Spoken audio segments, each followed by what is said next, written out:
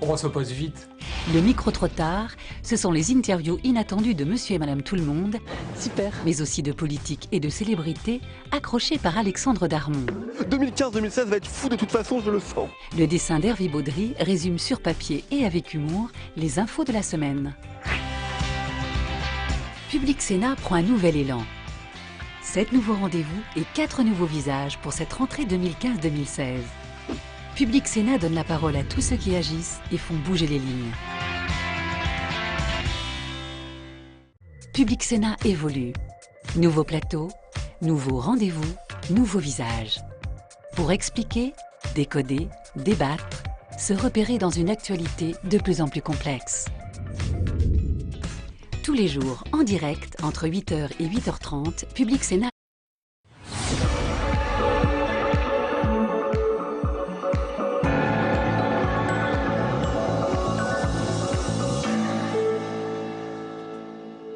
Bonsoir et bienvenue à vous en direct sur Public Sénat. On va plus loin ce soir avec 2 grands débats et le décryptage. D'abord, la responsabilité des laboratoires Servier, reconnus dans l'affaire Mediator. Et derrière cette décision judiciaire, il y a le combat d'Irène Frachon, médecin considéré comme lanceur d'alerte dans ce scandale sanitaire. L'occasion d'évoquer ce soir le rôle, le but et les conséquences des révélations de ces lanceurs d'alerte. De nombreux invités en notre compagnie tout à l'heure. Embrouillamini autour de l'émission politique de France 2 des paroles et des actes. Après des jours de polémique, Marine Le Pen annule sa venue. Le décryptage à suivre de Guillaume Tabar, éditorialiste au Figaro. Enfin, une réunion sur la Syrie est prévue demain à Vienne. L'Américain John Kerry et le Russe Sergei Lavrov vont s'y retrouver sans la France. Alors pourquoi cette absence? Est-ce la conséquence de la ligne intransigeante de Paris quant à Bachar el-Assad, reçu hier par Poutine? Débat à suivre. Voilà pour le programme. Merci d'être en notre compagnie ce soir. Et tout de suite, les repères de l'actualité avec Paul Bouffard.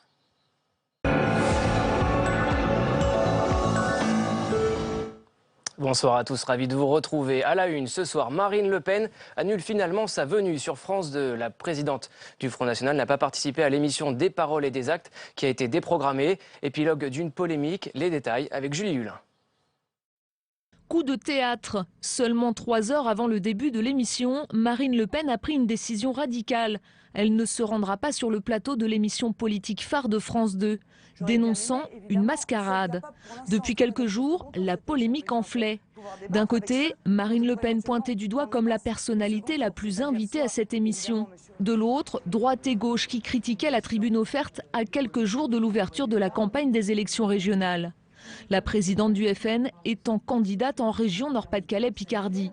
Fait rare, Nicolas Sarkozy et Jean-Christophe Cambadélis s'étaient même concertés hier pour envoyer 2 lettres de protestation au CSA. Dans la soirée, le CSA lui-même se prononçait, appelant les médias audiovisuels à l'équité. Sous pression, France 2 décidait dans la nuit de convier sur son plateau Pierre de Saint-Ignon et Xavier Bertrand, les 2 principaux adversaires au régional de Marine Le Pen. Ils me prennent pour leur chien, avait-elle tweeté cet après-midi, avant de finalement décliner l'invitation. Ce soir, France 2 déplore le renoncement de son invité. La chaîne a pris la décision de déprogrammer l'émission du jamais vu. En Suède, maintenant, une attaque fait 3 morts, dont l'auteur. Cet homme de 21 ans masqué et armé d'un sabre a fait irruption dans une école du sud-ouest du pays. Un enseignant et un élève sont décédés. 2 autres personnes sont grièvement blessées. L'auteur de l'attaque a lui été abattu par la police. Ce soir, des médias suédois affirment que l'homme serait un sympathisant d'extrême droite.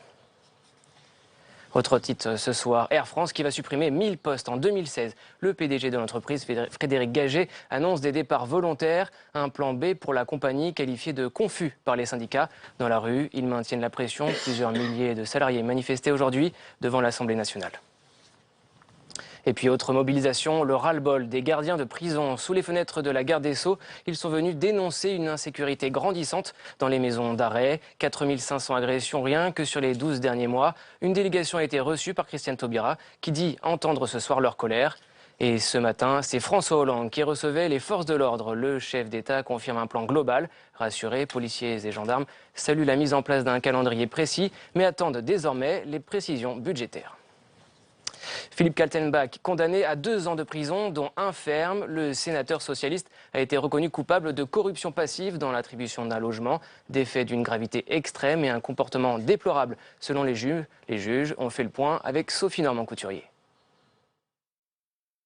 La condamnation est plus sévère que les réquisitions du procureur. 2 ans d'emprisonnement dont 1 ferme, une inéligibilité de 5 ans et 20 000 € d'amende. Philippe Kaltenbach a été reconnu coupable de corruption passive.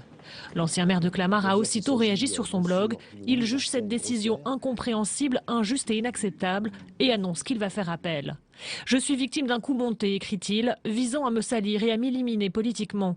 Cela n'a rien d'étonnant quand on sait le rôle trouble joué par l'ancien procureur de Nanterre, M. Courroy, dont l'ombre continue de planer.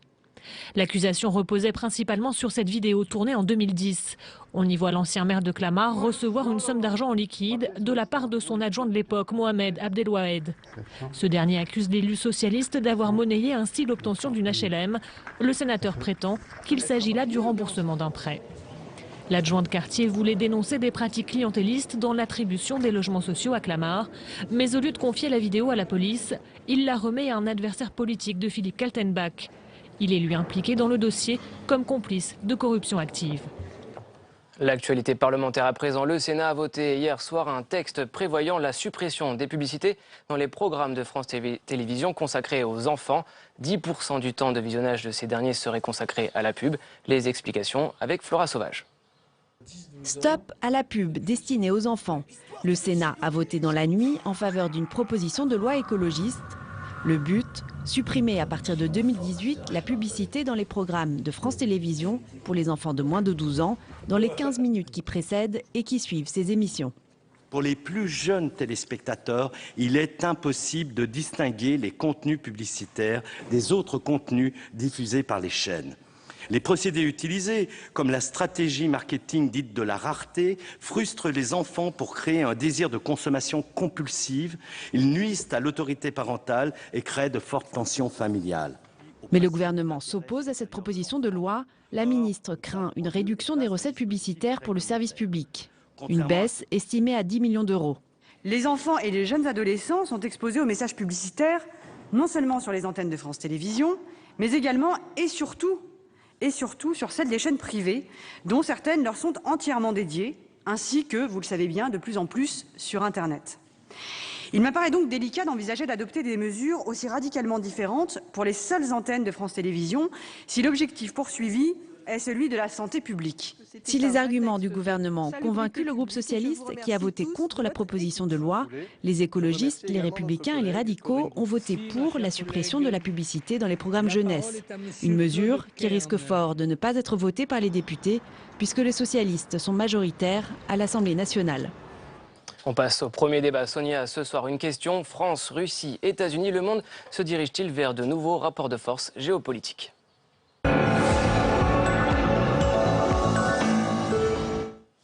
Oui, merci Paul. Et une réunion sur la Syrie est prévue demain à Vienne. L'Américain John Kerry et le Russe Sergueï Lavrov vont s'y retrouver sans la France pour le moment. Alors pourquoi cette absence? Est-ce la conséquence de la ligne intransigeante de Paris quant à Bachar al-Assad, reçu, je vous le rappelle, hier par le maître du Kremlin? Quel rôle aussi et quelle place tient encore la France dans cette région du monde? C'est une question politique, géopolitique, économique et morale également. On s'intéressera également ce soir à Poutine, maître du jeu. L'analyse et le débat avec nos invités ce soir. Artem Studenikov, bonsoir. Bonsoir. Et bienvenue. Vous êtes ministre conseiller auprès de l'ambassade russe en France. Merci de nous accompagner ce soir. Avec nous également l'avocat Jean-Pierre Mignard. Bonsoir maître. Bonsoir. Vous êtes l'avocat notamment de l'opposant kazakh Abiazov. Avec nous également ce soir Alain Gérard Slama. Bienvenue. Bonsoir. Essayiste et journaliste, et nous accompagne Antoine Basbous. Bonsoir. Bonsoir. Bienvenue, politologue, spécialiste du monde arabe. Artem Studenikov, d'abord ma question, c'est cette actualité, une réunion qualifiée d'importante, se tiendra donc demain à Vienne. Il y aura d'un côté les Américains, les Russes, il y a les Turcs et les Saoudiens, et pour le moment, pas de présence française. D'abord, est-ce que vous le confirmez? Et puis pourquoi? Quels signes faut-il y voir? Tout d'abord, merci beaucoup d'avoir invité le représentant de l'ambassade de Russie sur votre plateau. Nous apprécions chaque opportunité de voir ce contact direct avec le public français, sans intermédiaire, directement. Et avec des débatteurs ce soir. Et avec des débatteurs, absolument. Donc, en ce qui concerne cette rencontre de demain, à mon avis, c'est une des rencontres, et je pense que dans l'avenir, nous allons voir plusieurs rencontres de ce type. Ce n'est pas une grande conférence, c'est une rencontre plutôt technique. C'est une rencontre qui réunit les pays les plus concernés par ce conflit du point de vue de leur participation. Vous voyez qu'il n'y a pas des représentants de plusieurs d'autres pays qui jouent leur rôle dans ce conflit. Par exemple, je peux vous confirmer que nous sommes toujours en dialogue permanent avec nos partenaires français. Il y a quelques semaines, nos deux présidents se sont réunis à Paris pour parler, y compris de la situation en Syrie. Le dialogue n'est pas rompu, on le sait. Les problèmes il y a différents problèmes, il y a différents formats. Donc, par exemple, nous n'invitons pas nos partenaires américains à participer au format de Normandie. Nous parlons de l'Ukraine avec nos amis français, allemands et ukrainiens. Par contre, là, concernant la situation en Syrie, pour l'instant, on a décidé de réunir ce quartet. Est-ce qu'on peut s'en étonner, Antoine Bazebouz, alors que la France, quand même, occupe, ou devrais-je dire occuper, les premiers rôles depuis 3 ans et demi, 4 ans dans ce conflit?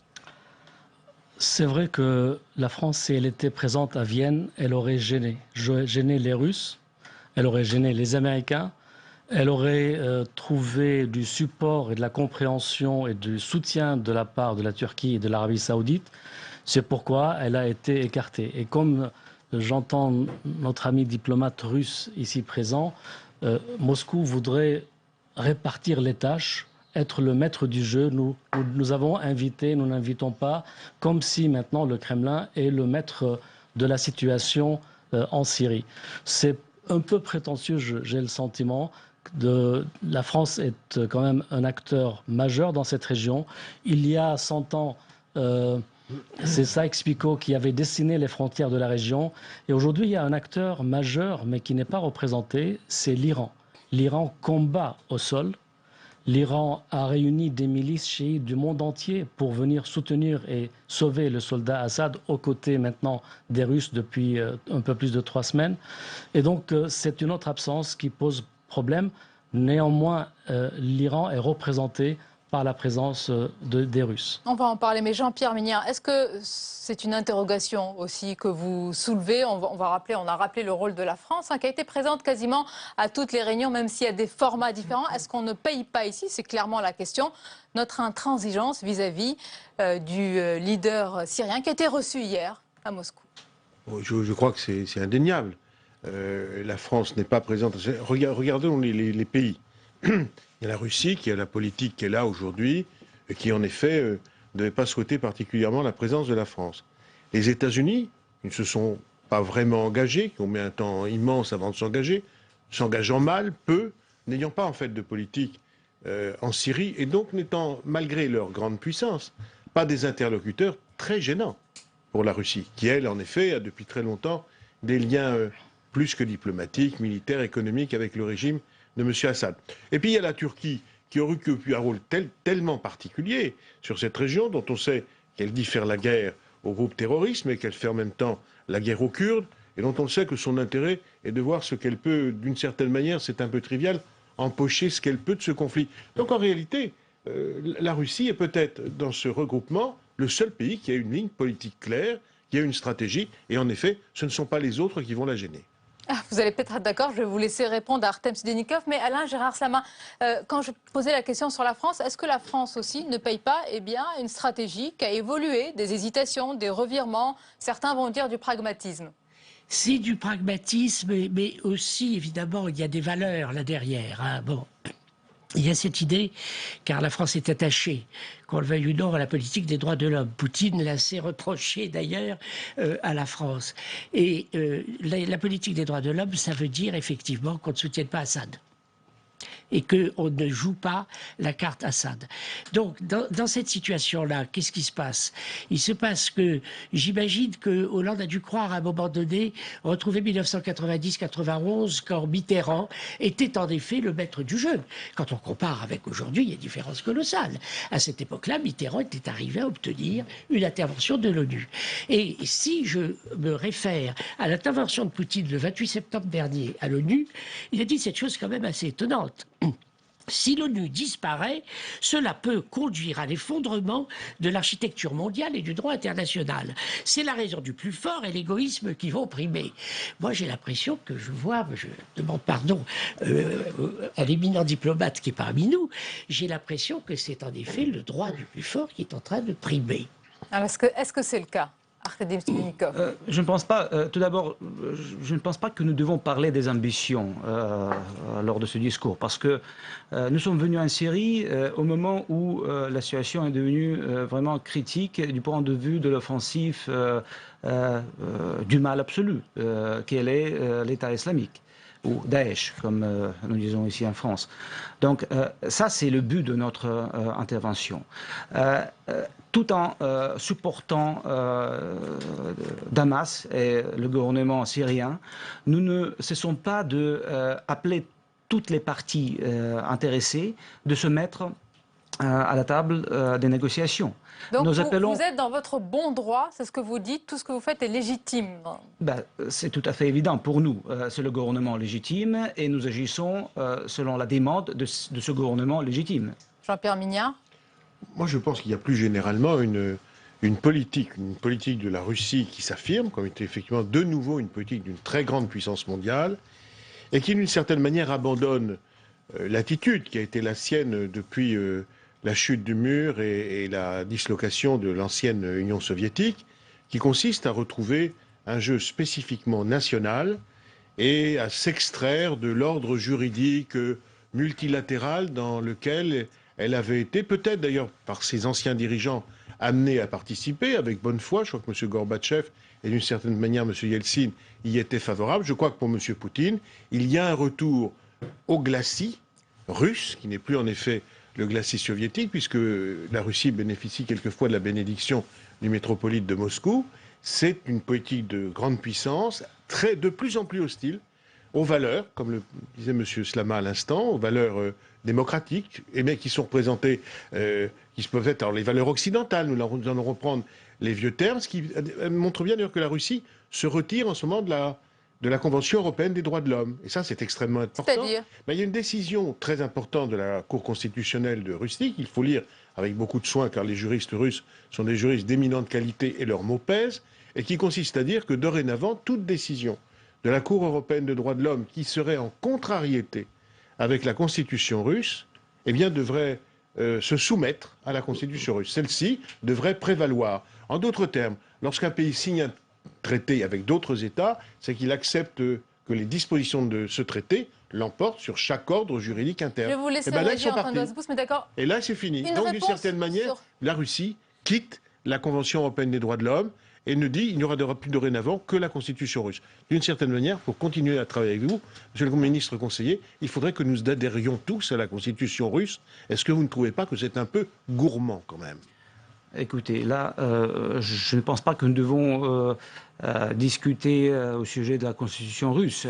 Vous avez évoqué les valeurs, vous avez évoqué les droits de l'homme. Vous n'êtes plus dans la Convention européenne des droits de l'homme, Monsieur le ministre conseiller. Je ne pense pas, nous sommes toujours... Non, puisque dorénavant, à chaque fois qu'il y a une disposition de la Convention européenne qui contrarierait votre ordre constitutionnel, c'est votre ordre constitutionnel qui va prévaloir. C'est une manière élégante, polie, avec beaucoup d'habileté, que vos juristes ont trouvé pour quitter la Convention européenne des droits de l'homme. Nous n'appartenons plus au même ordre juridique. Écoutez, c'est un sujet pour une autre discussion. C'est un tout, Monsieur le ministre. Monsieur le ministre conseiller, vous êtes quelqu'un d'extrêmement subtil. Vous savez très bien que c'est un tout. Non, écoutez, je voudrais bien quand même revenir à la Syrie, qui est au centre de notre débat d'aujourd'hui. Et vous avez mentionné les droits de l'homme et les valeurs. Et en Syrie, j'ai l'impression que nous luttons pour ces valeurs et pour les droits de l'homme. On verra, monsieur. On verra. Pas avec monsieur Assad, monsieur le ministre conseiller, s'il vous plaît. permettez. En Syrie, nous combattons un vrai fléau. En Syrie, nous voulons éradiquer un vrai foyer de terrorisme international. Dangereux, non seulement pour la Syrie, pour la Turquie et pour la région. Alors, un instant, et pour la France. Antoine Bazbouz, il y a quand même eu hier une visite qui nous a tous surpris, qui a été tenue secrète jusqu'au dernier moment, en tous les cas pour plusieurs pays, la presse, etc. Peut-être que les services de renseignement sûrement étaient au courant. Antoine Bazbouz, c'est la venue de Bachar al-Assad au Kremlin, reçu par Poutine. Bachar al-Assad, ennemi numéro 1 de la France. C'est comme ça que François Hollande le qualifie. C'est une sacrée intervention unilatérale, si on peut dire. Écoutez, je ne sais pas si Assad est le champion des droits de l'homme, un président qui, en moins de 5 ans, a tué, liquidé 250 000 de ses citoyens, y compris avec l'arme chimique. On ne peut pas parler de droits de l'homme, de soutien et de respect des droits de l'homme. Il a fait pire. Le monstre Assad a créé une organisation plus monstrueuse que lui pour apparaître, lui, en costume. Une échelle du pire. 3 pièces. Oui. Et compatible avec l'Occident. Donc il faut quand même arrêter de vendre Assad comme étant un homme légitime, un chef d'État normal. Assad a été exfiltré à bord d'un avion russe, vol de nuit, sans protocole. Il n'avait aucun de ses adjoints, de ses conseillers, de ses ministres à ses côtés. Il était seul, il n'y a pas de drapeau. Et donc il était entouré par 7-8 dirigeants russes. Il était convoqué en quelque sorte. Donc cet homme qu'on veut aujourd'hui par les activistes de la com le démontrer comme un grand démocrate, soutien aux droits de l'homme, c'est un criminel de guerre. Avec cravate. Antoine Bazbouz, Alain Gérard Slama, il y a quand même, on a l'impression de la stratégie de la France qui ne marche plus. Quand elle dit ni Daesh, ni Bachar al-Assad, on va vers quoi ? Absolument. Il y a vous avez parlé de redistribution des cartes dans votre exposé liminaire et vous avez évidemment raison. Il y a une redistribution des cartes planétaires. Nous avons une rencontre là, comme par hasard, entre l'Américain et le Russe, ce qui est extraordinaire quand on y songe, n'est-ce pas? Parce que je croyais qu'on était sorti de la politique des blocs. Et nous avons en effet une hantise, je crois, de votre président, qui est que les États-Unis organisent avec les traités européen, notamment le traité, vous savez, le fameux traité de TAFTA, en matière économique, un bloc qui répond en quelque sorte au projet eurasiatique de Poutine. Et au fond, ce sommet-là s'éclaire beaucoup, à mon avis, à la lumière de cette question. Donc du coup, c'est vrai que les droits de l'homme, je les ai évoqués d'abord, parce que évidemment, on est dans une impasse en la matière, on ne va pas essayer de résoudre le problème dans les 5 minutes qui suivent. Mais en revanche, ce qui apparaît assez clairement, c'est que je crois que d'un côté, l'Amérique se désengage assez de l'Europe et que de l'autre côté, Poutine, lui, joue un jeu qui est très important pour lui. Il y a d'abord le règlement, si vous voulez, des frustrations qui ont été engendrées par beaucoup d'erreurs commises, il faut bien le reconnaître, par l'Occident. En ce qui concernait en particulier l'Ukraine, l'idée d'inviter l'Ukraine à entrer dans l'OTAN, c'était vraiment une manière de provoquer Poutine. Il s'en est saisi, évidemment. Peut-être qu'il attendait que cette occasion, d'ailleurs. Je ne le sais pas. Mais en tout cas, aujourd'hui, il est clair que Poutine cherche à sauver à la fois une situation intérieure, parce que votre économie n'est pas si... Bon, vous dépendez beaucoup des cours du pétrole, et c'est pas si brillant. Et d'autre part, une situation extérieure. Il voit très bien que l'Amérique ne frappera jamais en Syrie. J'en suis persuadé parce qu'il y a Israël. Et qu'il veut pas. Il y a le désengagement d'Obama, il veut pas, il s'est désengagé. Et donc ça donne un Poutine. Et donc il a une position actuellement, il joue une carte, je dois dire, alors là, chapeau, d'une certaine manière, il est très habile. Sauf à s'enliser là-bas. Vladimir Poutine, donc maître du jeu, des alliances et d'un nouvel ordre qui est en train de se mettre en place dans cette région stratégique du monde. C'est ainsi aussi que vous le concevez, que vous l'appliquez? Nouvel ordre, je ne sais pas, mais en tout cas, nous avons compris... Les alliances sont bouleversées, on le voit bien. Écoutez, nous avons compris qu'il faut agir pour ne pas perdre l'État en Syrie, comme on a perdu l'État en Libye et à Yémen, par exemple. Donc, on a compris qu'il ne faut pas permettre que les choses prennent cette tournure. Parce que pour nous, effectivement, le terrorisme international, c'est le mal absolu. Et d'abord, il faut arrêter le terrorisme, tout en continuant les efforts pour mettre toutes les parties syriennes à table, pour qu'ils négocient, pour que les Syriens eux-mêmes décident leur destin, y compris le destin de Bachar Assad.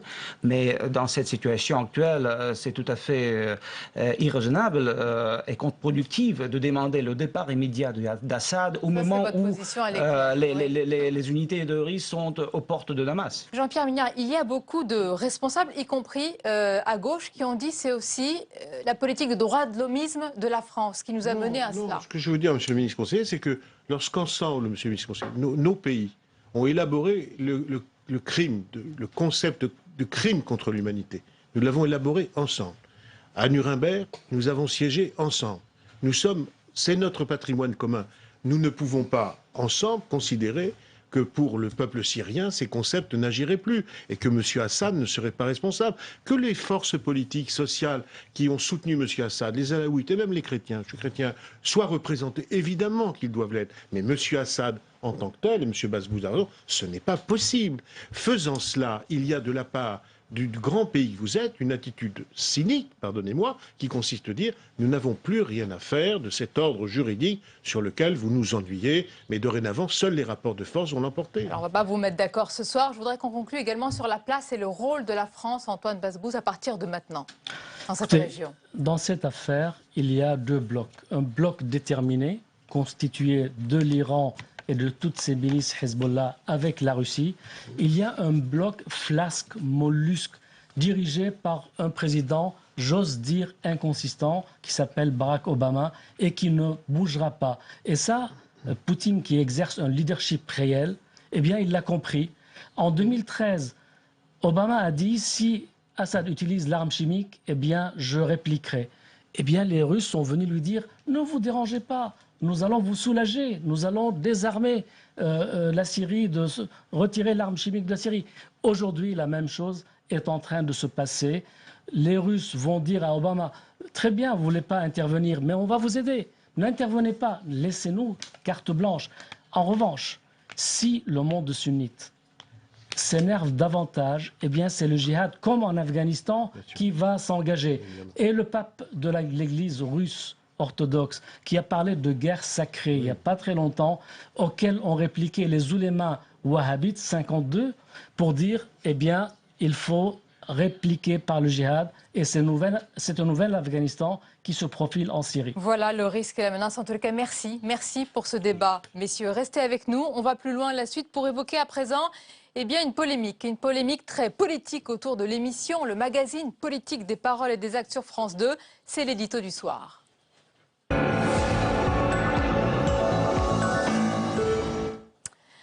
Embrouillamini autour de l'émission politique de France 2 après des jours de polémique. Marine Le Pen a donc annulé sa venue pour le magazine des paroles et des actes ce soir, qui a donc été déprogrammé.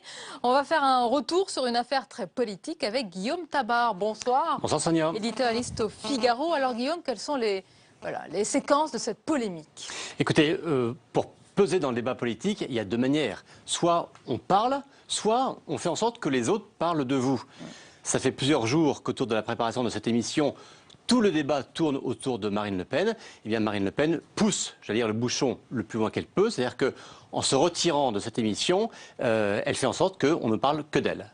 Alors, il faut revenir au point de départ. Il y a deux questions importantes. La première, c'est est-ce que Marine Le Pen est surreprésentée dans les médias?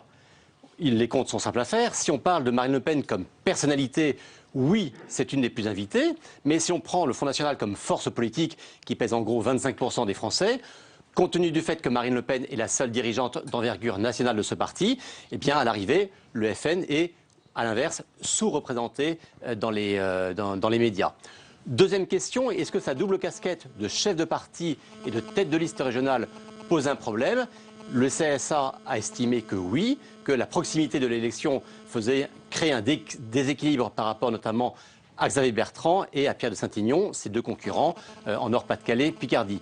C'est la raison pour laquelle il y a eu cette invitation pour un débat supplémentaire.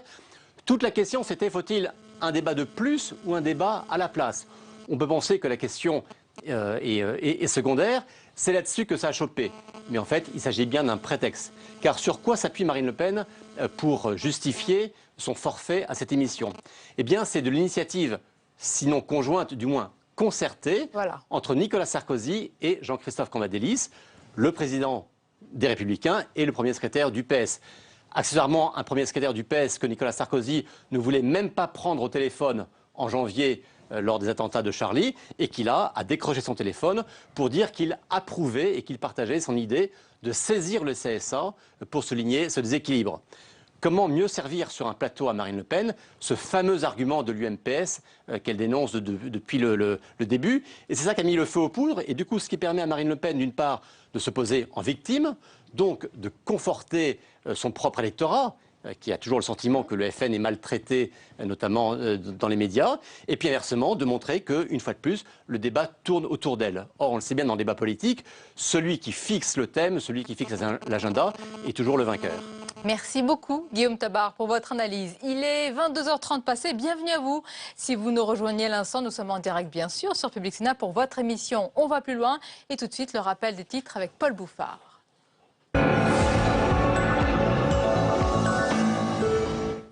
Air France confirme la suppression de 1000 postes en 2016.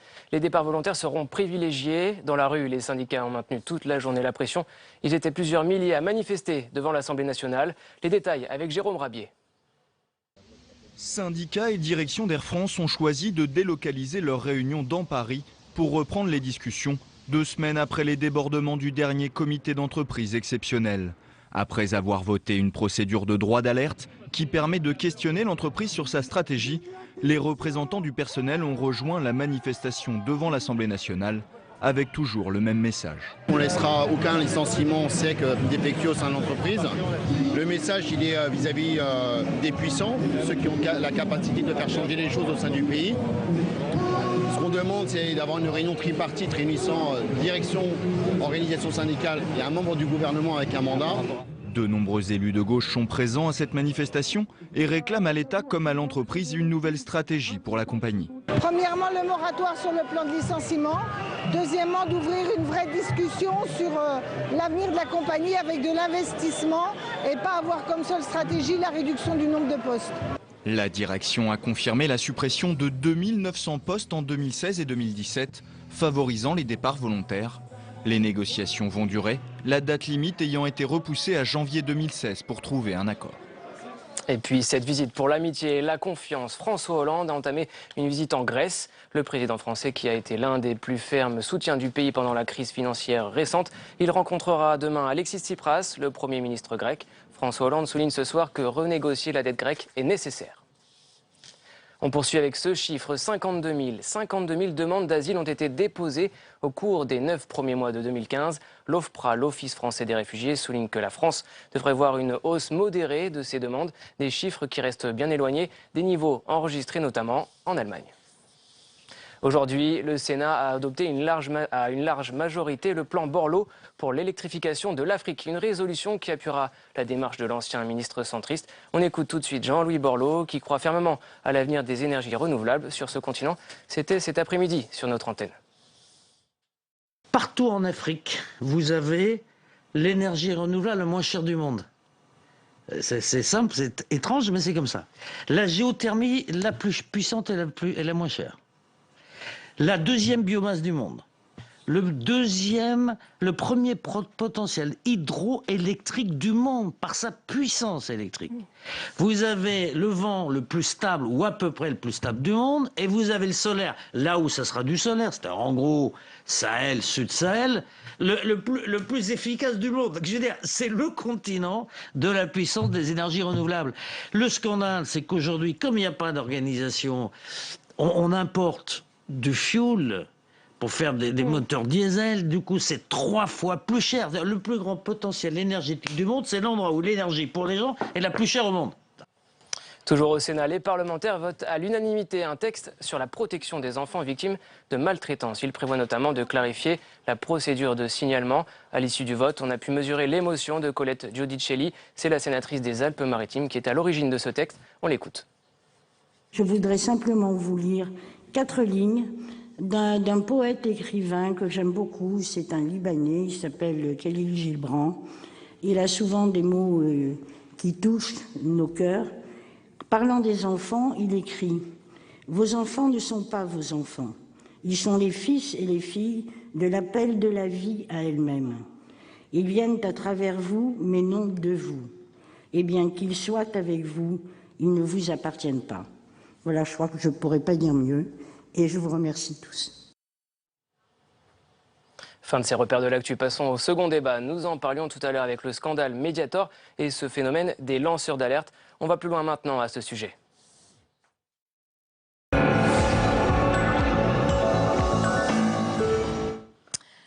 Oui, qu'ils fascinent ou qu'ils inquiètent, une chose est sûre. Les lanceurs d'alerte ne laissent pas indifférents, considérés comme des héros modernes ou alors, à l'inverse, parfois comme des traîtres à la nation. Parfois, ces hommes et ces femmes sont en tous les cas au cœur de l'actualité, de l'affaire Mediator, avec la reconnaissance aujourd'hui pour la première fois de la responsabilité de Servier à l'évasion fiscale organisée par HSBC en passant par Wikileaks. Eh bien, ils et elles ont fait irruption dans le débat public et politique. Alors, quelles conséquences et quel statut également pour ces lanceurs d'alerte qui dénoncent et révèlent des affaires, je vous le rappelle, et des informations qu'ils considèrent comme menaçantes pour l'homme, l'économie ou notre société.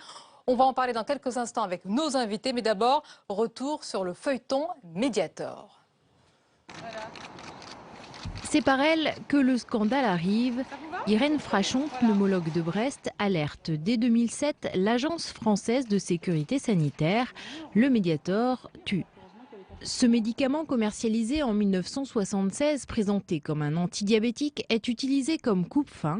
Il n'est retiré du marché français qu'en 2009, malgré les avertissements à répétition sur sa dangerosité. En 33 ans, il serait responsable de 2100 morts. Première révélation et première plainte. En 2010, le ministre de la Santé de l'époque, Xavier Bertrand, s'empare du dossier. Une mission parlementaire est mise en place. 2 informations judiciaires sont également ouvertes. Premier procès en mai 2012. Jacques Servier, le fondateur des laboratoires produisant le Mediator, comparé à Nanterre. Mais il ne sera pas jugé car le procès est repoussé. Et entre-temps, en avril 2014, il décède. Aujourd'hui, le tribunal de Nanterre a reconnu pour la première fois la responsabilité des laboratoires Servier qui ont d'ores et déjà provisionné 70 millions d'euros pour indemniser les victimes et les caisses d'assurance maladie. Et je vous présente nos invités ce soir. Stéphanie Guibaud, bonsoir. Bonsoir. Et bienvenue. Vous êtes à l'origine du scandale des fraudes fiscales à UBS et vous êtes l'auteur du livre « La femme qui en savait trop, les coulisses de l'évasion fiscale ». Je vous présente donc comme lanceur d'alerte. Merci d'avoir accepté notre invitation ce soir. Maître David Koubi nous accompagne. Bonsoir, maître. Bonsoir. Bienvenue à vous. Vous défendez notamment, et on cite, c'est l'un de vos clients les plus médiatiques, Jérôme Kerviel. Nous accompagne également ce soir Florence Hartmann. Bienvenue et bonsoir, journaliste, écrivain, auteur notamment du livre « Lanceur d'alerte, les mauvaises consciences de nos démocraties » aux éditions Don Quichotte. Et Nicolas Arpagnan, bonsoir. Bonsoir. Et bienvenue. Vous êtes expert en cybersécurité, directeur à l'Institut national des hautes études de la sécurité et de la justice. Merci de nous accompagner. Alors, mesdames, messieurs, je voulais d'abord faire un tour de table sur l'actualité, l'affaire Mediator, avec à l'origine, on vient de le voir dans ce sujet, Irène Frachon, pneumologue, qui a réussi à faire retirer le Mediator du marché et puis qui aboutit maintenant à ce combat judiciaire qui n'est pas terminé. Mais est-ce que pour vous, c'est l'exemple même de ce que l'on appelle le lanceur d'alerte, David Koubi ? Avec les réserves qui s'imposent, parce que je ne suis pas avocat impliqué dans ce dossier, d'après ce qui nous est présenté par les médias et les informations disponibles, il semble que ça soit le cas. Mais regardez, juste une remarque dans votre manière de présenter, Stéphanie Gibaud, tout à l'heure, vous disiez elle est à l'origine du scandale. Non, une banque est à l'origine du scandale. Et elle est la lanceur d'alerte. Des révélations. À l'origine, voilà, c'est ça. Et donc, non, c'est pas pour souligner, mais simplement, il me semble important de remettre ces choses-là en place, parce que tant que ces personnalités, qui sont des personnalités citoyennes, c'est-à-dire des gens comme vous et moi, et qui n'ont pas vocation, a priori, à être mis en avant médiatiquement, à être d'une manière ou d'une autre stigmatisés, n'ont pas de statut, on s'expose à ne pas très bien savoir comment les classer. Dans le cas du Mediator, il semble à peu près évident que sans cette alerte-là, on aurait mis sans doute quelques mois ou quelques années de plus. Mais vous soulignez et vous mettez le doigt sur quelque chose d'important, c'est comment les classer. Ce n'est pas notre objectif ce soir, mais quel est le point commun justement, Stéphanie Gibaud, pardon, j'ai dit tout à l'heure Guibaud, est-ce qu'on peut dire que le point commun, c'est un combat de longue haleine et souvent un combat solitaire? C'est le cas pour Irène Frachon et on imagine que ça a été le cas pour vous. Oui, la grosse problématique à laquelle je me suis retrouvée confrontée, ça a été la solitude, ça a été ne pas savoir à qui parler. Je me suis ouverte à quelques collègues qui eux-mêmes avaient des problèmes chez UBS avec leur hiérarchie. Et la seule chose que j'ai su faire, finalement, c'était aller en parler à l'inspection du travail. Donc, j'ai pas du tout pris le problème et l'ampleur du problème. Donc oui, beaucoup de solitude et puis tout ce qui en découle, c'est-à-dire le harcèlement, le licenciement, le fait d'être blacklisté, d'être mis de côté par la société, c'est-à-dire que à partir du moment où vous mettez le doigt sur une affaire qui est une affaire, en tout cas la mienne, qui est une affaire d'État, vous êtes persona non grata. Vous êtes sorti de tous les repères possibles et imaginables. Vous ne pouvez plus être embauché, vous ne pouvez plus être employé, vous ne pouvez plus être inséré dans la société. Et la tension et la pression médiatique retombent évidemment, en plus. Oui, et puis ce dont on parle moins, c'est quand même toutes les pressions qu'on a qui concernent les procédures judiciaires contre nous. Moi, j'ai une nouvelle plainte en diffamation contre mon livre, justement. Enfin, en permanence, on est en train de nous stigmatiser, de nous dégrader, de nous humilier. On attaque toujours le messager et non pas le contenu de notre message. Je pense qu'il est quand même plus important qu'on parle de l'évasion fiscale qui a été organisée par la banque UBS que de parler de moi. Enfin, vous voyez, l'élément déclencheur. Voilà, c'est juste un combat que moi j'ai toujours appelé le combat de David contre Goliath, mais c'est... Que vous continuez à mener, puisque vous me dites qu'il y a une plainte, oui, c'est bien ça? Absolument. Florence Hartmann, il y a le profil là, de Florence Dubos, il y a aussi tous les autres qu'on peut citer, Snowden, Falciani, Assange, etc. Là, ce sont des très grandes personnalités. Qui ne connaît pas le cas Snowden? Et on voit des profils médiatiques qui le sont un peu moins et qui subissent aussi les intimidations, les menaces. D'autres, à d'autres niveaux, c'est des fuites de leur pays. On oublie aussi ce côté-là. C'est la caractéristique, ce sont justement les menaces. Mais il faut rappeler ce que c'est au départ.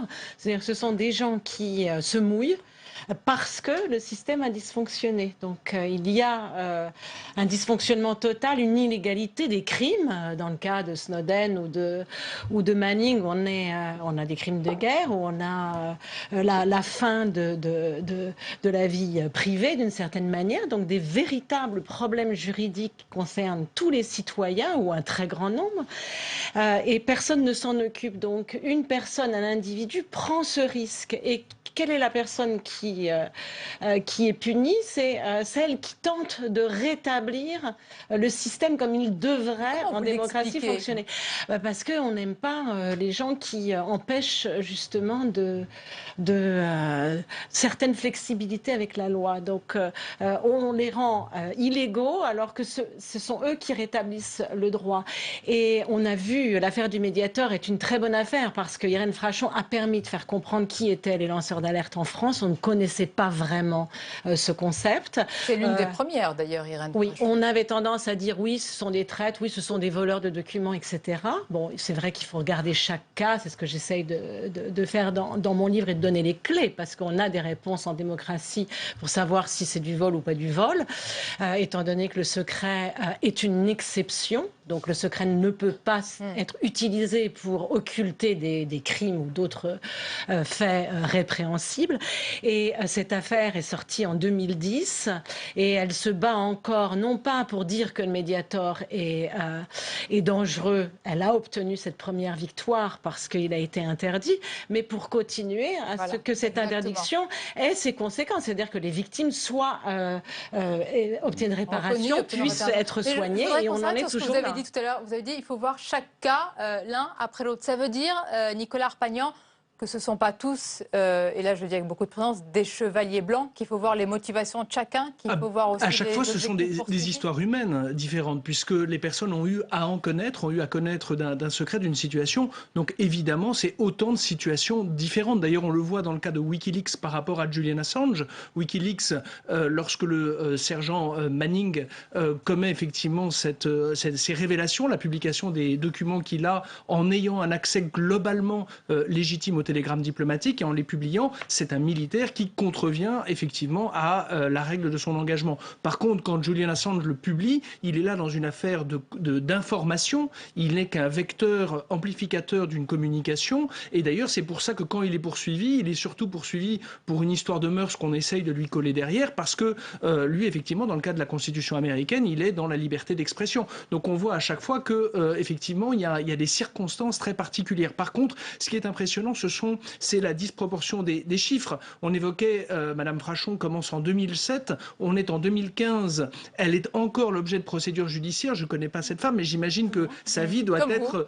Voilà, sa vie est certainement affectée de manière indélébile avec cette affaire, sachant qu'en face, vous avez quand même des cabinets d'avocats, vous avez une structure durable et l'entreprise, elle, vit à son rythme et continue dans une certaine sérénité. Donc la proportion est totalement impressionnante. Je reprenais le chiffre de 70 millions d'euros provisionnés. C'est vrai que si effectivement la vie humaine est engagée, on a en tête les chiffres que l'administration américaine impose à des banques uniquement pour avoir utilisé le dollar dans une transaction, et vous vous retrouvez avec des banques françaises faisant des chèques en milliards d'euros. Donc on se dit que effectivement la somme provisionnée par l'entreprise Servier, somme toute, n'est pas totalement correspond pas totalement. Restons dans les milliards justement, Maître Koubi. Je vais peut-être en faire sursauter certains qui sont devant leur poste ce soir, mais certains considèrent votre client, Jérôme Kerviel, certains comme un lanceur d'alerte, quand d'autres s'étranglent à l'évocation même de cette comparaison. Vous, quel est votre regard? Vous êtes un peu de parti pris, mais quand même, est-ce que vous le considérez comme un lanceur? Mon regard, Madame Mabrouk, c'est que ceux qui s'étranglent nous débarrassent. Je ne crois pas, toute boutade mise à part, que Jérôme Kerviel soit un lanceur d'alerte, et il ne se définit pas, il ne se vit pas lui-même comme un lanceur d'alerte. C'est-à-dire que, et c'est bien toute la problématique de ce passionnant débat que nous avons, c'est que 10 minutes après avoir commencé, on a encore du mal à savoir de quoi on parle, et ça c'est la faute de personne autour de la table, c'est simplement qu'il n'y a pas de définition légale aujourd'hui, de cadre légal et de statut unique. Et ceux qui se sont déplacés pour venir sur votre plateau, je pense qu'ils ont envie de pousser cette matière. Vous deviez identifier des points précis, communs à ces lanceurs d'alerte. Quels seraient-ils pour qu'on arrive à les identifier? Ce sont systématiquement des citoyens, ce sont des gens qui doivent être désintéressés, de mon point de vue. Donc on ne parle pas d'une rémunération de l'information que je peux vous apporter, mais on parle d'un dédommagement. Vous avez Stéphanie Gibault qui est ici, par exemple, et quand elle vous dit un mot à peine couvert, et d'ailleurs elle a la décence de ne pas le dire, mais je vais le faire à sa place si elle me le permet, mais imaginons que toutes ces années de procédure coûtent quelque chose. Ça a un coût humain, ça a un coût pécuniaire, ça a un coût en temps passé, ça a un coût parce qu'on ne peut pas se recaser. Et cette histoire qu'on raconte, pardon Madame Gibault, mais dans nos cabinets, on l'entend à chaque fois qu'on reçoit un lanceur d'alerte. Parce que de toute manière, et dans les points communs il y a ça, de toute manière, les entreprises auxquelles s'opposent ces lanceurs d'alerte, en ayant le courage de rapporter une information, sont sans aucune limite financière la plupart du temps. Donc on est dans un combat où une inégalité des armes prévaut. Jérôme Kerviel n'est pas un lanceur d'alerte, je pense qu'il peut être qualifié de repenti. Il a participé à ce système et il a décidé, on l'a aidé à le décider, on ne sait pas ce qu'il fera aujourd'hui, et j'entends bien cette critique ou cette opposition, mais il a décidé de s'élever contre ce système. En revanche, dans notre dossier, le dossier qui concerne Jérôme Kerviel, qui me concerne moi-même, il y a un lanceur d'alerte. C'est le commandant Nathalie Leroy. C'est-à-dire que pendant des années et des années et des années, la banque arguait du travail de la brigade financière en la personne du commandant Nathalie Leroy en disant « vous voyez bien, il a avoué, vous voyez bien, il y a tel et tel élément », sauf que juste avant l'été, ce commandant est convoqué par une demande d'acte. Tous les détails de l'affaire, mais il y avait un lanceur d'alerte dans cette affaire. Ce commandant de police, qui est la patronne de l'enquête, vous dit « j'ai la conviction d'avoir été manipulé par la banque », pour faire très court.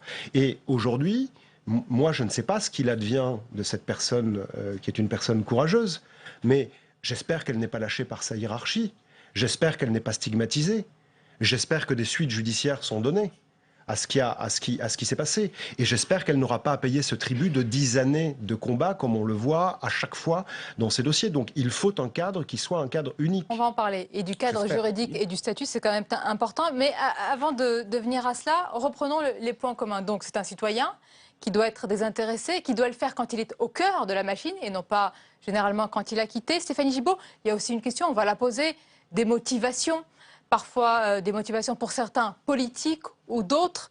Qu'est-ce qui vous a motivé? Quel est l'élément déclencheur qui fait qu'on se dit, ben voilà, on va avoir des années, on va devoir payer, ça va être dur sur le plan humain, psychologique, pour la famille, pour moi, mais je le fais?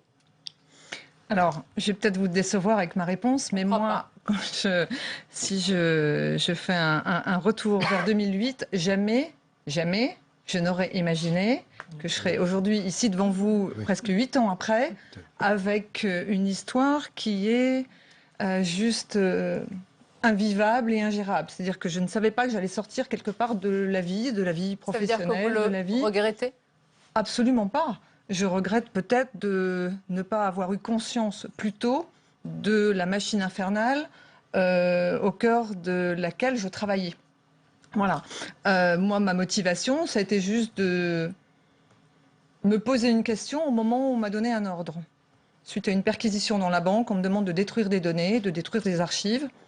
J'ai refusé parce que j'ai trouvé que c'était pas...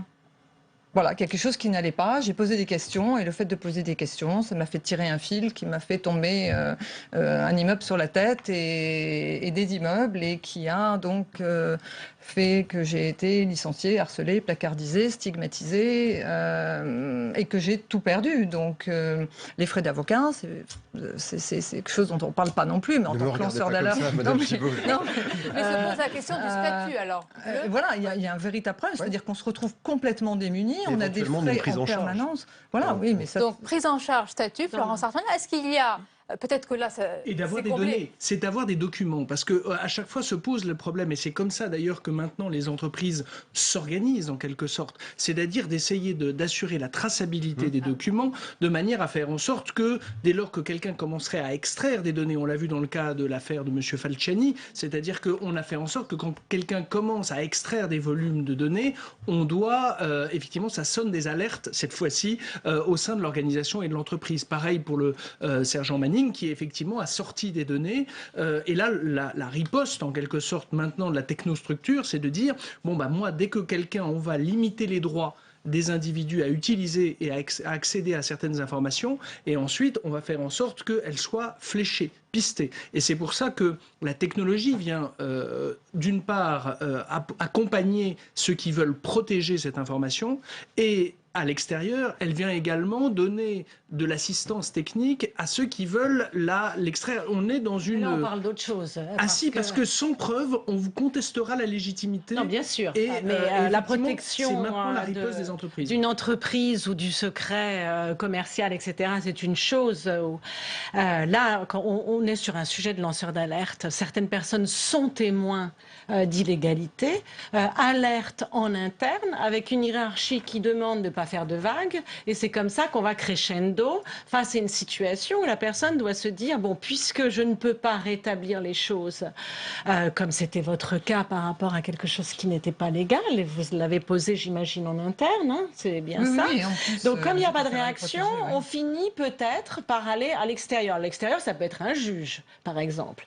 Le juge est peut-être pas accessible, ou alors rien ne se passe. Et donc on peut finir... biaisé, par exemple. Oui, et on peut finir à cet ultime recours, parce que lorsque ça sort à l'extérieur, c'est un ultime recours. Donc présenter les lanceurs d'alerte ou la question des lanceurs d'alerte comme étant des fuites de documents ultra confidentiels et légitimement confidentiels qui fuiteraient, parce qu'il y a des gens qui adorent mettre tout sur Wikileaks ou donner ça aux journalistes, ça serait complètement C'est pas ce qu'on retrouve dans votre livre à travers tous les profils. C'est ce que j'explique. Et quand quelqu'un a vraiment un problème qui n'a pas suscité l'alerte, comme pour le Mediator, parce que les agences ont été et personne n'a rien fait, et que Irène Frachon s'est battue, puis a fini par obtenir gain de cause sur une des premières étapes, eh bien il faut des preuves pour dire il y a un véritable problème. Et c'est là qu'on sort des informations. Manning, il sort des informations parce qu'il a sous les yeux la preuve d'un crime de guerre.